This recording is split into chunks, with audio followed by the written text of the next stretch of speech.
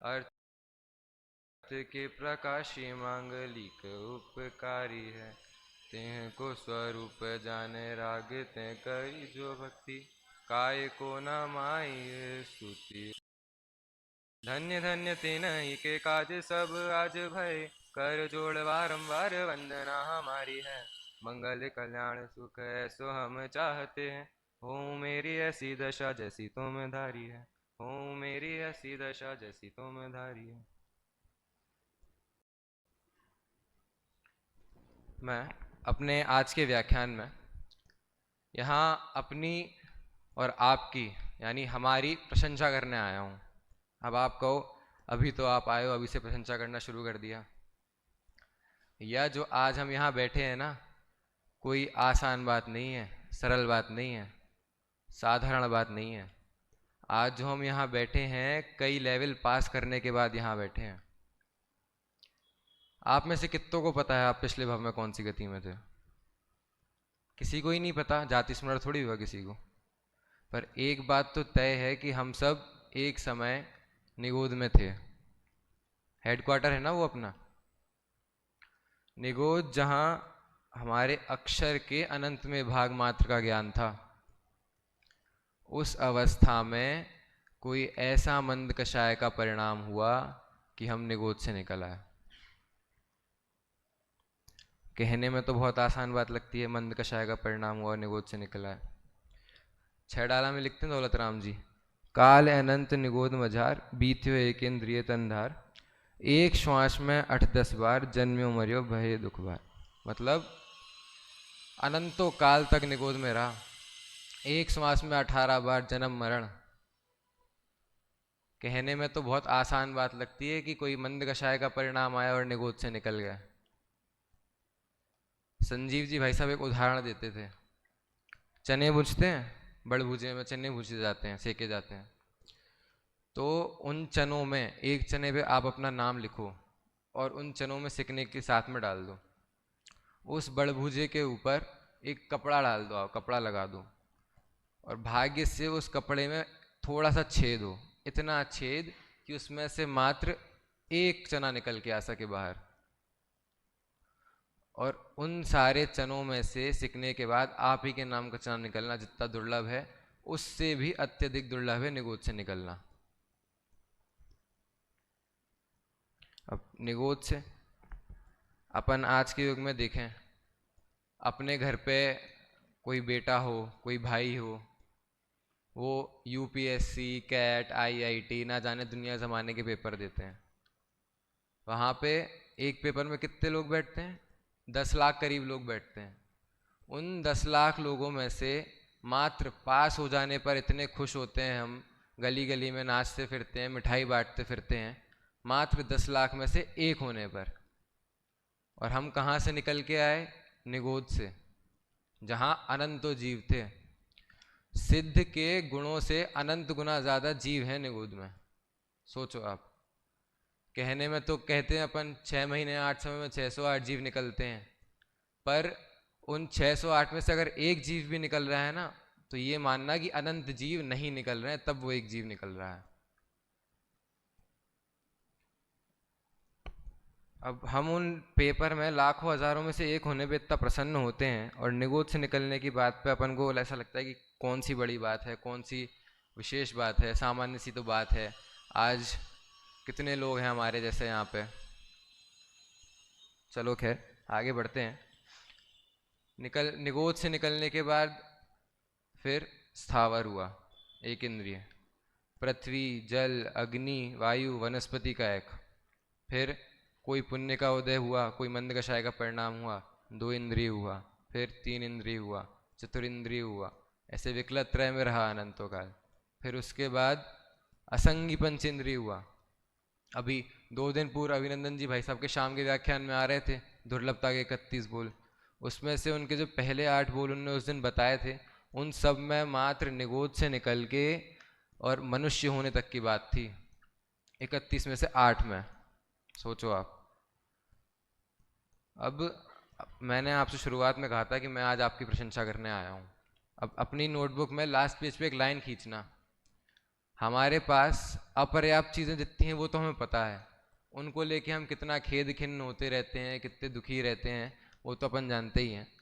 मैं आज आपको यहाँ से उन चीज़ों की सूची बताने वाला हूँ, लिस्ट बताने वाला हूँ, जो हम सभी को प्राप्त है और हम सब उसको लेके रंच मात्र भी खुश नहीं हैं। हम कहाँ से निकले? निगोद से। फिर क्या हुए? स्थावर, एक इंद्रिय, दो इंद्रिय, तीन इंद्रिय, चार इंद्रिय, असंगी पंचेंद्रिय। फिर कहीं जाके हमें नरभव मिला, नरदेह मिली। अब आप कहो, नरदेह तो कित्तों को मिली? दुनिया में 8 अरब लोग हैं नरदेह वाले, है कि नहीं? इतनी आबादी है अपने दुनिया की। पर हम उन 8 अरब लोगों से एक कदम और आगे हैं। कैसे? आदरणीय छोटे दादा अपनी 12 भावना की बोधि दुर्लभ भावना में एक छंद लिखते हैं। नर देह उत्तम देश पूरण आयु शुभ आजीविका, दुर्वासना की मंदता परिवार की अनुकूलता, सत सज्जनों की संगति सत धर्म की आराधना, है रोत्तरोत्तर महादुर्लभ आत्मा की साधना।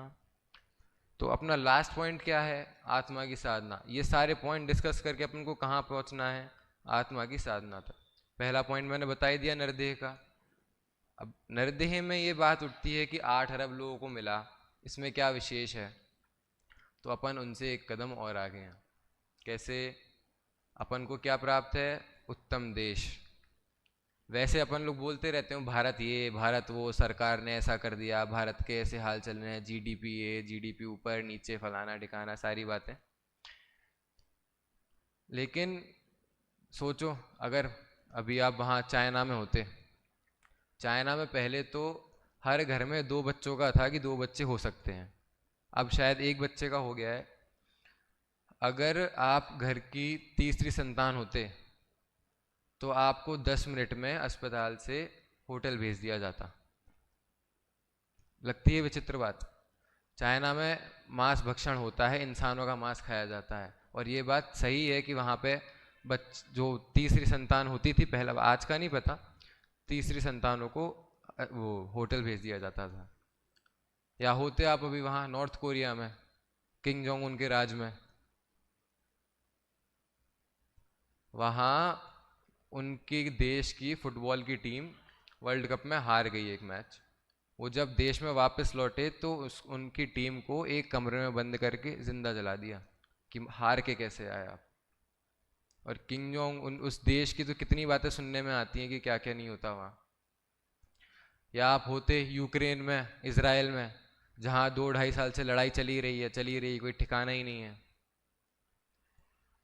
अब आप कहो, उत्तम देश भी तो 1.5 अरब लोगों को प्राप्त है। अपनी जनसंख्या कितनी है भारत की? 1.25 अरब, 1.5 अरब करीब है। तो हम उनसे भी एक कदम आगे हैं। कैसे? नरदेह हो गया, उत्तम देश हो गया, अब तीसरा क्या? पूर्ण आयु। इस पॉइंट पे तो क्या कहें, कोई जीव निगोद से निकल के, एक इंद्रिय होके, दो इंद्रिय होके, विकलत्रय में जाके, असंगी पंचेंद्रिय होके, संगी पंचेंद्रिय होके, नरदेह मिलने के बाद, उत्तम देश मिलने के बाद, कोई भाग्य से माँ के गर्भ में आया और आके चला गया। माता कोई पता नहीं चला कि उसकी मनुष्य भव, उसके संतान की मनुष्य भव थी और खत्म हो गई।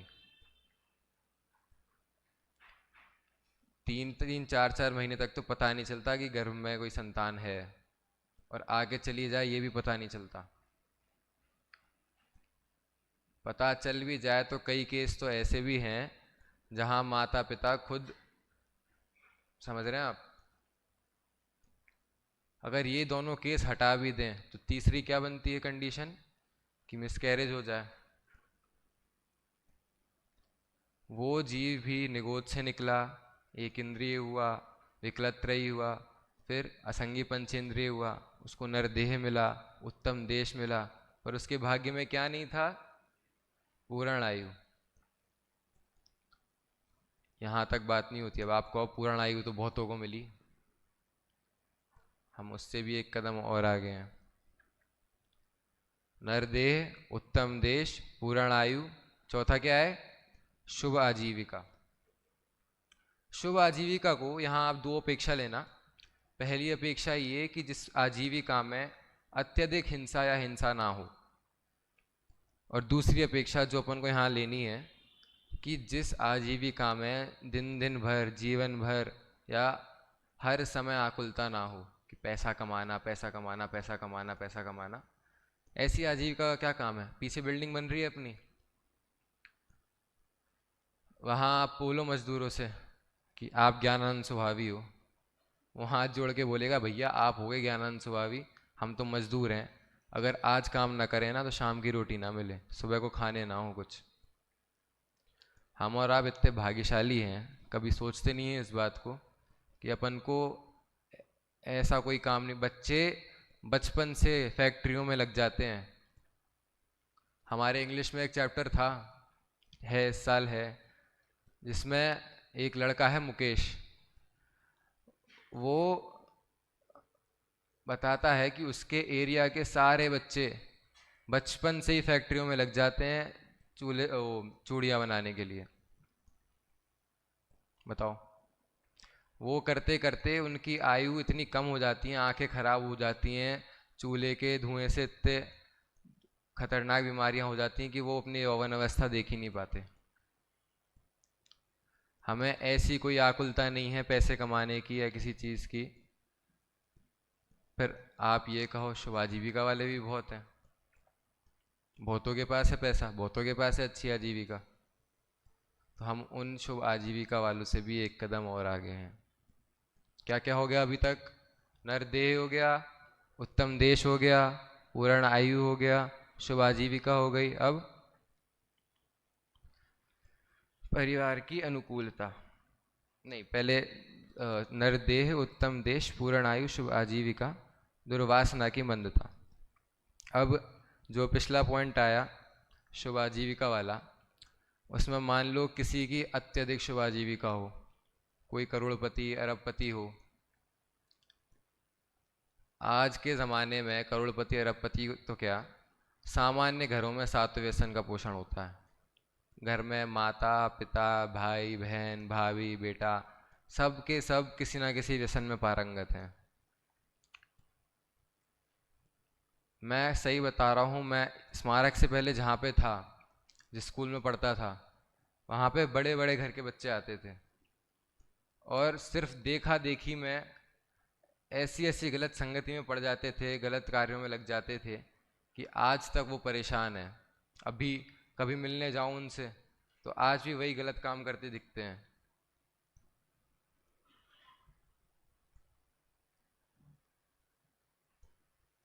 दुर्वासना बहुत खराब चीज़ है। अपन इतने भाग्यशाली हैं कि अपन के दुर्वासना की मंदता तो क्या, मैं तो कहता हूँ है ही नहीं। कदाचित किसी के कोई बुरी आदत हो भी तो इतनी मंदतम है कि छूट सकती है। अब आप कहोगे वो ब्राह्मण भी तो हैं, मतलब आजकल तो ब्राह्मण भी कई प्रकार के होते हैं, पर जो प्रॉपर ब्राह्मण हैं वो भी तो कोई गलत चीज़ नहीं करते, मांस भक्षण नहीं करते, शराब इत्यादि नहीं पीते, स्त्री रमण नहीं करते, सारी चीज़ें। तो हम उनसे एक कदम और आगे हैं। अब क्या है? परिवार की अनुकूलता।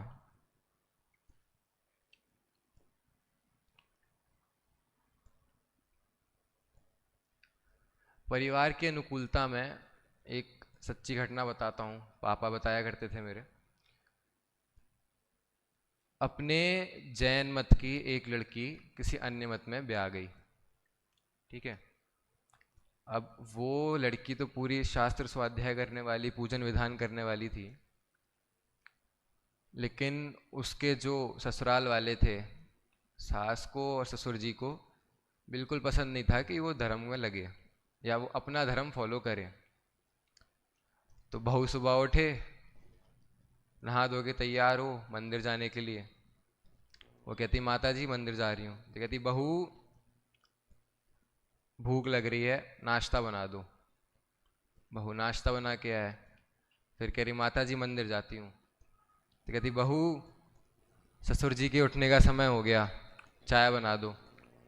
वो चाय बना के लाए, फिर कहे कि माता जी मंदिर जा रही हूँ। फिर कहे कि बहू कपड़े गंदे डले हैं, कपड़े धो दो। ऐसे सुबह का टाइम तो उसका पूरा व्यथा कर दिया। अब कदाचित वो शाम को खाना वाना सब करके जल्दी फ्री हो, तो शाम को नई चीज़ें, बहू आज घर पे मेहमान आ रहे हैं, बाहर मत जाओ। या बहू आज हमको, मेरे को और ससुर जी को कहीं बाहर जाना है तो घर का ध्यान रखना। मतलब मान लो ऐसे परिवार में होते जहाँ पे ना तो खुद फॉलो करें, ना जो कर रहा है उसको करने दें। ये हटा के दूसरा उदाहरण ले लेते हैं। मान लो किसी के परिवार में माता पिता को कोई गंभीर बीमारी हो, माता को टीबी हो, पिता को कैंसर हो। सुबह उठने से रात के सोने तक मात्र दवाइयों का हिसाब रखते रह जाओगे। ये जीव भी तो जिस निगोद से निकला था, एक इंद्रिय हुआ था, विकलत्रय हुआ था, असंगी पंचेंद्रिय हुआ था। इसको भी नरदेह मिली थी, उत्तम देश मिली थी, पूर्ण आयु मिली थी, शुभ आजीविका मिली थी, दुर्वासना की मंदता थी, पर परिवार की अनुकूलता नहीं थी, तो जीवन भर सेवा करता रह जाएगा, अपने लिए कुछ नहीं कर पाएगा। अब आपका वो परिवार की अनुकूलता भी बहुत ओके है। तो हम इससे भी एक कदम और आगे। अभी तक क्या क्या हो गया? नरदेह, उत्तम देश, पूर्ण आयु, शुभ आजीविका, दुर्वासना की मंदता, परिवार की अनुकूलता। अगला क्या है? सत सज्जनों की संगति। सज्जन कौन होता है? जो कोई गलत कार्य ना करे, सारे काम अच्छे करे, सही करे। आप और हम जैसा सज्जन नहीं हो क्या आप? हंस क्यों रहे हो फिर? अब आप कहो सज्जन भी बहुत हैं इस दुनिया में। वो तारक मेहता में चंपक चाचा, पूरे सोसाइटी में सारे लोग गलत काम करते हैं, कोई ना कोई एक वो ही है जो सारे सही काम करते हैं। कोई कुछ गलत करे भी तो उसको जाके समझाते हैं। कोई आकुलता में उसमें दिखा रहा हो कि इसके जीवन में अभी ये प्रतिकूलता चल रही है, तो उसको जाके समझाएंगे कि कोई बात नहीं, समय की बात है, ये है वो है, ऐसे करके आकुलता मंद करने का प्रयास करते हैं। या फिर अपन YouTube पे देख लो, कितने मोटिवेशनल स्पीकर के वीडियो डले हैं, वो भी तो सारी सही बात बताते हैं। पर यहाँ आपने ध्यान दिया हो, सज्जन के साथ में एक सत शब्द और लगा है। सत यानी सच्चा, सही। सत सज्जन, सही सज्जन कौन है? जो जिनवाणी की सेवा कर रहा है, जिनवाणी को पढ़ रहा है, समझ रहा है, और दूसरों को भी वही प्रेरणा दे रहा है कि जिनवाणी पढ़ो, समझो और अपने जीवन में लगाओ। आप और हम कितने भाग्यशाली हैं। पिछले पॉइंट में परिवार की अनुकूलता आई, तो आप और हम ऐसे परिवार से हैं कि जिन्होंने बचपन से तो संस्कार दिए ही, फिर बाद में ऐसी जगह भेजा जहाँ पे आगे के संस्कार मिल पाए। उसके बाद यहाँ पे जो दूसरा ये पॉइंट चल रहा है अपना, सत सज्जनों की संगति, कनिष्ठ से लेके शास्त्री फाइनल ईयर तक करीब करीब 200 बच्चे हैं। 200 बच्चों का आदर, आपस में साधर्मी वात्सल्य, सबके सब सत सज्जन है, कोई भी गलत राह पे नहीं लगा है ना लगाता है। उसके बाद ऊपर से गुरुजनों का समागम, कोई गलती हो तो बताते हैं, सुधारने का प्रोत्साहन देते हैं, आगे बढ़ाते हैं। अब आप कहो कि ये सारी चीज़ें भी अलग अलग जगह अलग अलग लोगों को प्राप्त है। तो अब अपना मेन पॉइंट, सत धर्म की आराधना। एक बात बीच में रह गई, जो सत सज्जनों की संगति, मतलब नर निगोद से निकल के अपन नरदेह तक आए, फिर उसके बाद पूर्ण आयु मिली, उत्तम देश मिला, शुभाजीविका मिली, दुर्व्यसनों की मंदता थी, परिवार की अनुकूलता थी, सत सज्जनों की संगति थी। अब दादा ने 12 भावना में लिखा, बोधि दुर्लभ भावना में, कि इस सब के मिल जाने पर भी अगर सच्चा धर्म नहीं मिला तो जैसे दृष्टि बिना के मुख व्यर्थ है, वैसा ये नरभव व्यर्थ है। इतना सब पुरुषार्थ करके निगोद से निकल के कोई मंद कषाय का परिणाम हुआ, आप एक इंद्रिय स्थावर बने, फिर कोई वो कुछ पुण्य का उदय आया तो दो इंद्रिय हुए, तीन इंद्रिय हुए, चार इंद्रिय हुए, असंगी पंचेंद्रिय हुए, संगी पंचेंद्रिय हुए तो कभी नरदेह मिलने के बाद उत्तम देश नहीं मिला, कभी पूर्ण आयु नहीं मिली, कभी शुभ आजीविका नहीं मिली, कभी परिवार की अनुकूलता नहीं मिली, कभी व्यसनों में रहे तो जीवन जीवन भर उसी में लगे रह गए। हमें आज इतना सब प्राप्त है, उसके ऊपर से हमें सबसे बड़ी चीज क्या प्राप्त है? सत धर्म। बाहर में आज के ज़माने में देखें तो धर्म के नाम पे क्या क्या कुरीतियां चलती हैं, बताने की आवश्यकता नहीं है। कई जगह पे जूते घिसने को धर्म मानते हैं, मंदिर के बाहर जितने लोग जूते चप्पल डले हैं उनको घिसने में धर्म मानते हैं। कई जगह मंदिर के बाहर बिठा के खाना खिलाने को धर्म मानते हैं। कुछ लोग नदी में नहाने को धर्म मानते हैं। अगर नदी में नहाने से धर्म होता तो मछली, मगरमच्छ, सारे जल में रहने वाले जीवों को कब का मोक्ष हो गया होता। आप और हम इतने भाग्यशाली हैं कि वो पूरी निगोद से निकल के यहाँ सज्जनों तक की बात तो ठीक है, ये भी बहुत लोगों को प्राप्त है, पर इस सत धर्म कुछ गिने चुनों को प्राप्त है। दूसरे अन्य मतों में आपको नीचे बिठा के ऊपर से भाषण देने को धर्म मानते हैं, और लोग भी सुनने मात्र को धर्म मानते हैं। अपने 11th क्लास में एक चैप्टर था, पहला ही चैप्टर था इंग्लिश का, जिसमें वो एक दादी और पूते की कहानी थी, जिसमें वो दादी माला जपती रहती थी पूरे टाइम। उसमें अपने को हर बार हर साल एक क्वेश्चन आता है कि प्रूव दैट कि दादी धार्मिक कैसे थी। तो उसमें हर व्यक्ति यही आंसर लिख के आता है कि उनके हाथ में एक माला थी, वो जपती रहती थी, उससे धर्म होता था। ऐसा धर्म होता है क्या? सच्चा धर्म तो वो है जो आत्मा की आराधना करा सके। वो नर देह उत्तम देश पूर्ण आयु शुभ आजीविका, दुर्वासना की मंदता परिवार की अनुकूलता, सत सज्जनों की संगति सतधर्म की आराधना, हैरोत्तरोत्तर महादुर्लभ आत्मा की साधना। ये सारी चीज प्राप्त है तभी आत्मा की साधना हो पा रही है। इसमें से एक भी कम होती ना तो ये मनुष्य भव व्यर्थ चला जाता। आप और हम अपनी आज की परेशानियों को लेके इतने दुखी होते हैं, इतने परेशान होते हैं, ये भूल, अब किसी को छोटी सी चीज़ नहीं मिलती ना या खो जाती है तो इतना परेशान होते हैं कि मेरी किस्मत फूटी थी, कि कैसा पाप का उदय है। इतना आकुलित होते हैं, कभी विचार नहीं करते कि हम कहाँ से कहाँ तक आ गए हैं और कहाँ से कहाँ तक जाना है। अपना जैन धर्म अपन को नीचे बैठने का उपदेश नहीं देता। वो कहता है मम स्वरूप है सिद्ध समान, भूतकाल जो आपका वह मेरा वर्तमान, वर्तमान जो आपका वह भविष्य मम जान।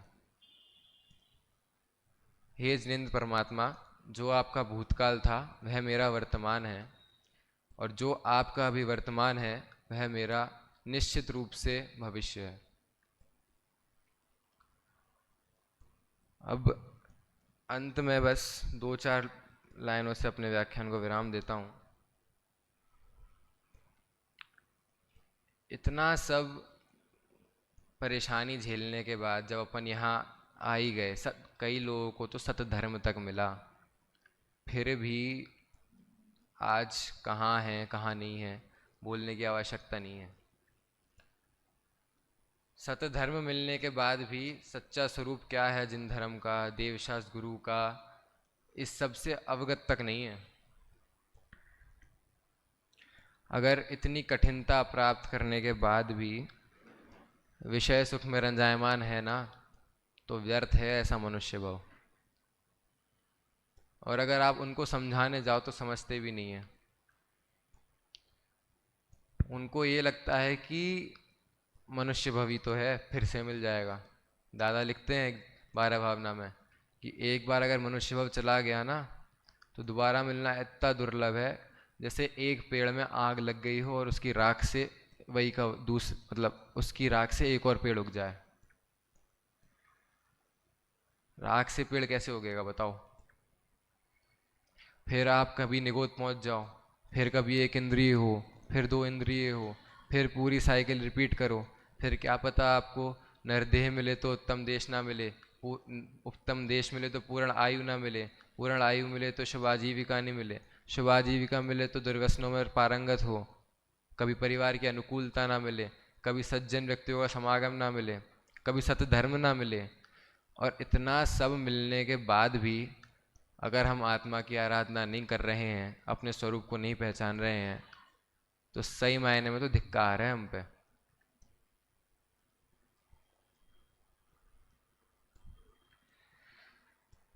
अंत में बस छह डाला की एक पंक्ति बोल के अपनी बात को विराम देता हूं।